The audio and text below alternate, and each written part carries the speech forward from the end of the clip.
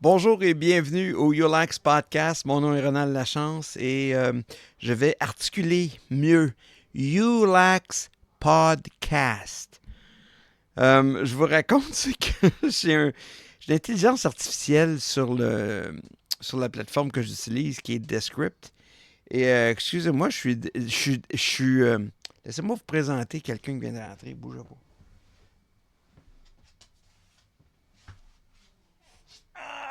Oh, palais! Voilà mon petit bébé! Mon petit Watson, qui est très gentil.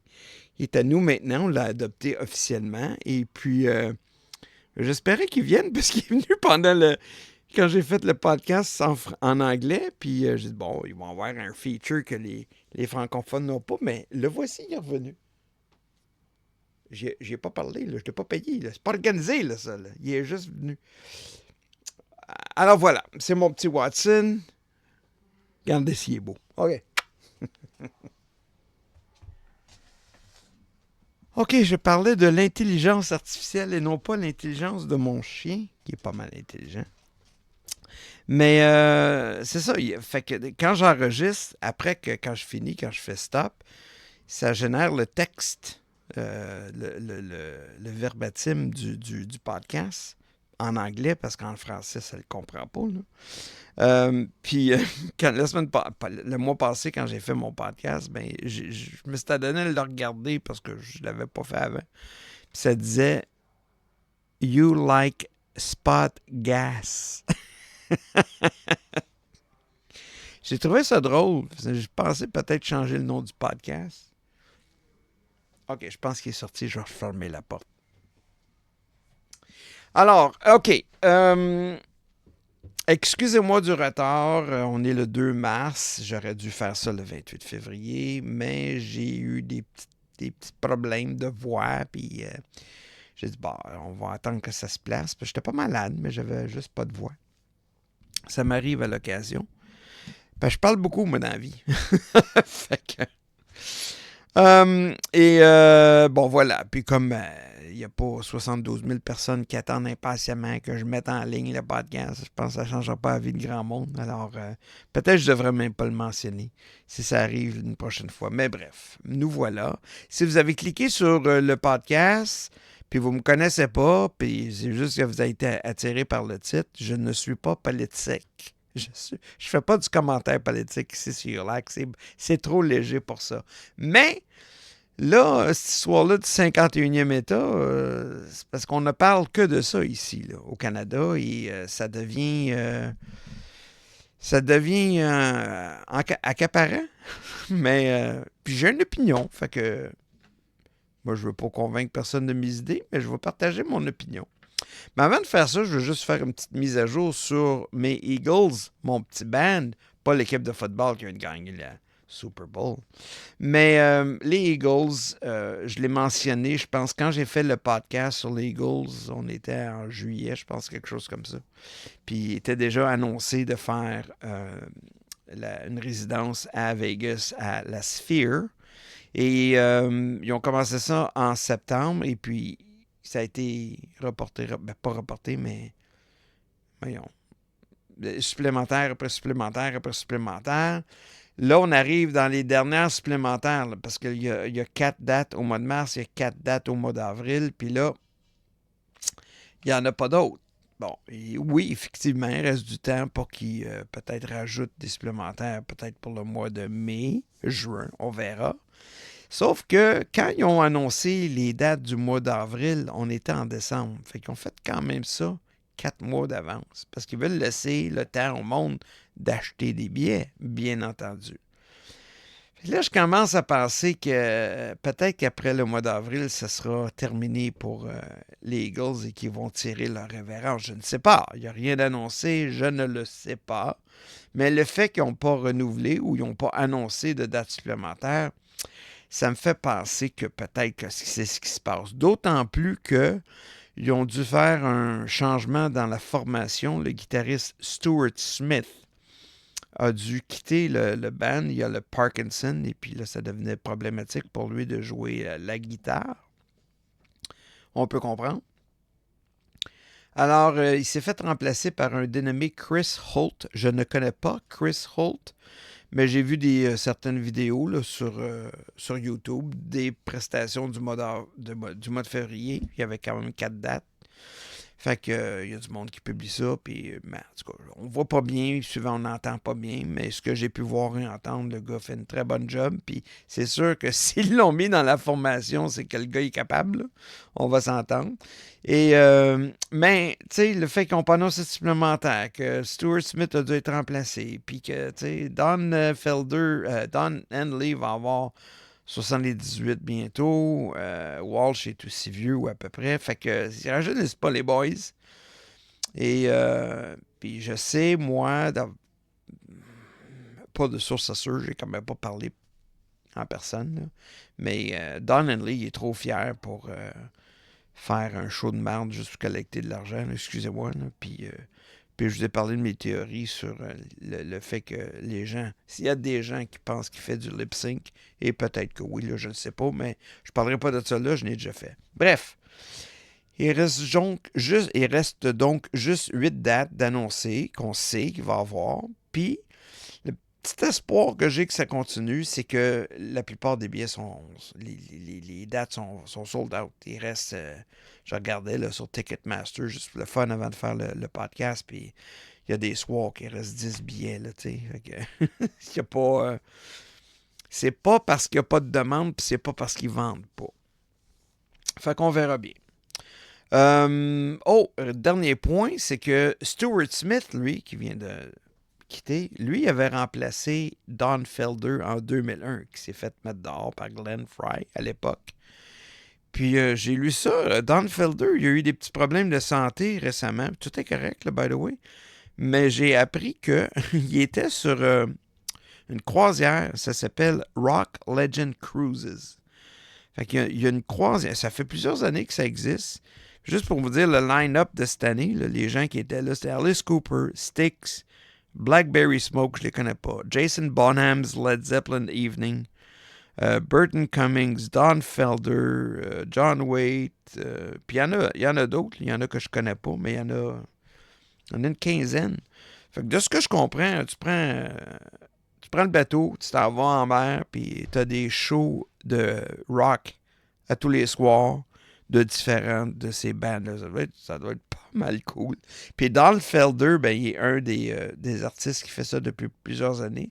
Puis là, il y a eu des petits problèmes de santé pendant ou après sa plus récente performance. Mais tout est correct. Je pensais le mentionner comme ça. Alors voilà. On dirait que je repousse le sujet. Non, c'est parce que ça me tente pas tant de parler de ça, on va se le dire, mais on va y aller. Laissez-moi vous dire, premièrement, que je suis Canadien. Fait que ça, c'est un acquis. Par contre, j'ai rien à voir là-dedans. Je suis Canadien par défaut. Je suis né ici. Puis tous les Canadiens qui sont nés ici sont pas mal Canadiens par défaut. Fait que déjà, là, mon appartenance au Canada ou à un pays, pas tant. Là. Moi, je suis ici, puis pour des raisons légales, fiscales, puis bien des affaires, je peux pas vraiment m'en... Je suis pas... Si j'étais multimillionnaire, je pourrais très certainement m'en aller ailleurs puis payer le prix que ça coûte. Mais c'est pas mon cas. Donc, bien correct avec ça. Je suis pas malheureux d'être au Canada, mais je ne traite pas à l'os, je me dis... je pense pas que c'est le plus merveilleux des meilleurs, plus beau des pays du monde. C'est pas ça. D'ailleurs, ça a déjà été beaucoup mieux que maintenant au Canada. Là. C'est pas le bonheur total. Et alors, oui, je suis Canadien, mais c'est par défaut. Autant que je suis blanc, que je suis un homme, que j'ai été élevé en français, puis que je connais l'anglais. Si je parle pas italien, c'est parce que ma maman ne me l'a pas montré. Mais c'est des gros critères, ça. Je suis Canadien, je suis blanc, je parle français et anglais. Je suis catholique parce qu'on m'a baptisé. Mais j'ai rien à voir là-dedans. Mais ça me définit. Fait que d'être attaché autant que ça, non. J'ai pas choisi rien de ça. Je regrette pas, là. Le point n'est pas là. Mais ceux qui sont prêts à prendre les armes puis à souffrir économiquement, puis en autant qu'on reste au Canada, puis on veut rien savoir de devenir américain, je suis pas là. Moi, c'est pas ma tasse de thé. Moi, je serais bien à l'aise à devenir américain. Je suis un wannabe. J'ai toujours aimé les États-Unis. Puis ça s'explique, moi, quand j'ai grandi, dans un très jeune âge, ben, nos activités touristiques se faisaient aux États-Unis. Qu'est-ce que vous voulez que je vous dise? Mes parents m'ont pas amené visiter le Parlement à Ottawa. On n'est pas allé voir les chutes Niagara. On n'est pas allé à Toronto. On n'est pas allé à Vancouver. On n'a pas vu les Rocheuses. On n'a pas rien fait de ça. On allait aux États-Unis. C'est ce que vous voulez que je vous dise. Fait que Plattsburgh, Gaslight Village, Lake George, Storytown, Frontier Town, c'est des affaires qu'on faisait, là, de voyage d'un jour. Puis quand on arrivait à nos vacances, ben, on allait à Wildwood Crest. Chaque année, mon père avait 2 semaines en juillet, comme bien du monde. Il arrivait le vendredi à 4h10 parce qu'il finissait à 4h. Puis il prenait une petite bouchée, peut-être une petite bière. Il allait faire une sieste avec 3, 4, 5 heures. On partait peut-être vers 10, 11 heures le soir pour faire le trajet de nuit pour être là le lendemain matin. Puis passer 2 semaines. Puis à chaque année, c'était mes 2 meilleures semaines de l'année, là. C'est des beaux souvenirs, c'est mes plus beaux souvenirs d'enfance, c'est nos vacances familiales à Wildwood Crest. C'est rien d'exotique, c'est rien de particulier, mais il y a la mer, il y a le boardwalk, il y a des enfants, il y a des manèges. Quand tu es un enfant, ben, je tripais, là. Tellement que après mon mariage, je me suis marié jeune, voyez-vous. J'avais 20 ans, ma femme en avait 19. Fait que notre voyage de noces, il n'était pas avec un budget très, très, très élevé. Fait qu'on est allé à Wildwood Crest. Elle y était jamais allée. Moi, j'avais bien hâte de lui montrer tout ça. Fait que non, on n'est pas allé dans une destination exotique. On n'a pas pris une croisière super luxueuse. Puis on n'a pas été dans un tout inclus quelque part dans les Caraïbes. Non, on est allé à freaking Wildwood Crest. Puis on a eu bien du fun. Ben, c'est ça. Alors, vous ne me ferez pas chier ces États-Unis, ça n'arrivera pas. L'autre affaire, c'est que du point de vue culturel, ben encore là, chez nous, dans la maison, ben on écoutait beaucoup de la télé américaine. T'sais, Happy Days, Laverne and Shirley, Johnny Carson, Starsky and Hutch. C'est des affaires qu'on regardait. Oui, on écoutait Rue des Pignons, puis Cré-Basile, puis le Bye-Bye à chaque année. Mais si on fait le nombre d'heures qu'on regardait la TV dans une semaine, c'était très majoritairement la télé américaine. Donc, j'ai baigné là-dedans toute ma vie. Fait que de renoncer à ça, de dire comme moi, j'embarque pas... moi, j'aimerais ça avoir une bouée de sauvetage. Je vais vous dire, le Canada veut pas, mais prenez-moi. J'irais volontiers. Ben, puis, si je pouvais avoir tous les privilèges que j'ai, puis je parle pas de l'accès, anyway, je parle pas des soins de santé, là. D'ailleurs, le Québec, si le Québec devenait le 51e État, ça, on n'en parle pas, mais ça pourrait se faire. Il y a un parti qui existe, qui s'appelle le Parti... Il existait. Mais le Parti 51 a existé, puis c'était ça leur programme, de faire du Québec le 51e État. Watson vient de rentrer. Mais je clique pas la porte, je veux pas l'empêcher de venir. Et puis, on va se le dire, là, ce qui est arrivé, c'est qu'il y a eu le Parti québécois en 1976 qui ont gagné leurs élections. C'était pas la première fois, mais c'est la première fois qu'ils gagnaient. En 80, ils ont fait le référendum sur l'indépendance ou la souveraineté association, la question longue comme, comme le bras. Je pense qu'ils se sont pas aidés avec ça. Mais bref, moi, j'aurais voté oui, mais j'avais pas encore le droit de vote. Le référendum est arrivé au mois de mai 1980. J'ai eu 18 ans le 13 juin 1980. Donc, c'est quelques semaines. Je pense que le référendum, c'était le 20 ou le 21. Mais j'aurais voté oui, là, j'étais dedans, là, moi, là, j'avais le macaron puis tout. J'ai commencé à porter le macaron du Parti québécois à la petite école quand j'avais 10 ans en 72, à cause de certains de mes amis que leurs parents étaient des fervents péquistes puis tout ça. Puis moi, j'étais, ah ouais, let's go. Mais j'étais jeune et innocent. Mais arrive 95. Là, j'étais moins jeune et moins innocent. Là, j'ai 33 ans, j'ai 3 enfants, j'ai une maison, j'ai une job, tu sais, tout va bien, là. Puis j'ai voté oui. En 80, j'aurais pu voter oui si j'avais eu le droit. Et en 95, j'ai voté oui. J'étais rah, j'étais encore là. Mon idée a changé quand j'ai commencé à voyager plus dans les autres provinces canadiennes, puis aux États-Unis beaucoup. Puis cette histoire-là de la langue française, là, je dis pas que c'est pas important, mais le fait que une grosse partie de ce mouvement-là est basée sur la protection de la langue, puis il y a tellement d'autres manières de la protéger, la langue. Premièrement, les Canadiens français, les Québécois francophones, faites-en des enfants, là, ben, ils ont manqué à ça, ben c'est ça. Moi, je n'ai fait 3, puis ils parlaient 3 français, by the way. Alors, c'est ça. Puis là, Parizeau, le deuxième référendum était pas mal plus serré que le premier. Le premier, on a perdu 60-40. 60 non, 40% oui. Puis dans le deuxième, en 95, on a perdu par quelques poils. Le oui avait voté à 49,42%, puis le non, 50,58%. C'est 1% de 1% d'écart. C'est pas diable, mais puis le premier ministre à l'époque, Jacques Parizeau, s'en va dire qu'on a perdu à cause de l'argent et du vote ethnique. Ben, il y a eu du backlash, Jack, mais pas autant qu'il y en aurait eu dans des années comme aujourd'hui que tu ne peux plus rien dire.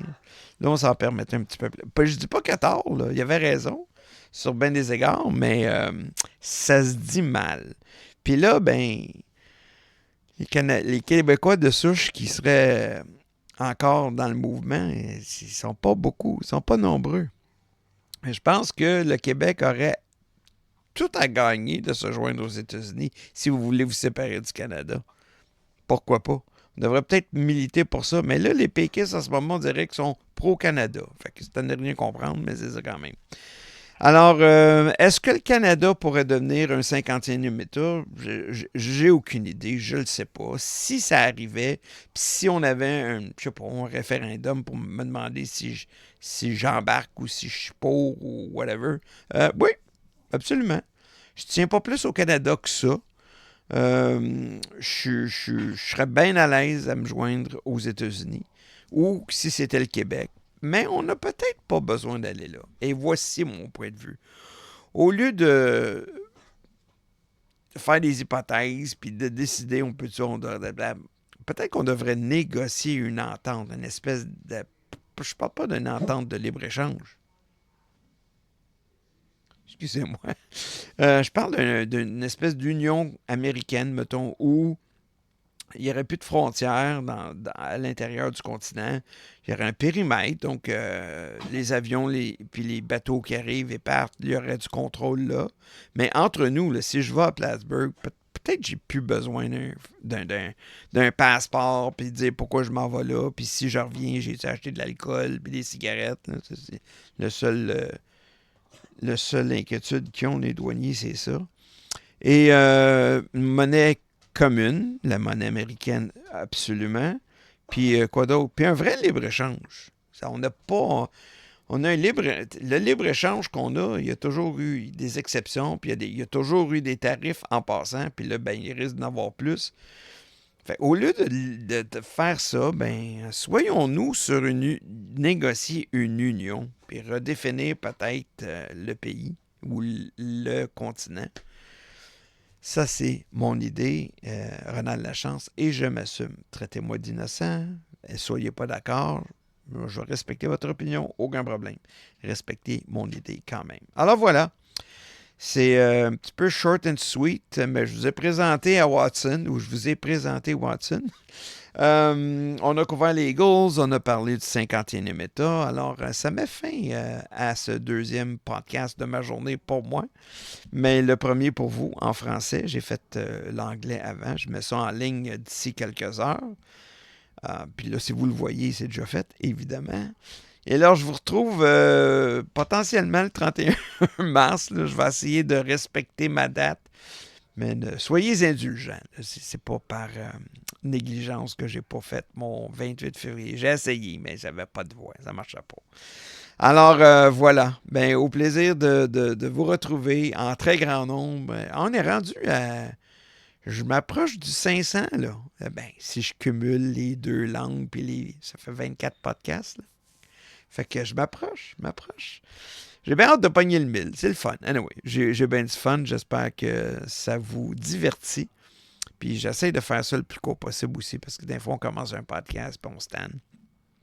Puis là, je suis rendu à 20 minutes, alors à la prochaine, au mois de mars. Au revoir. Ben, on est dans le mois de mars, mais le 31. Salut. Bye.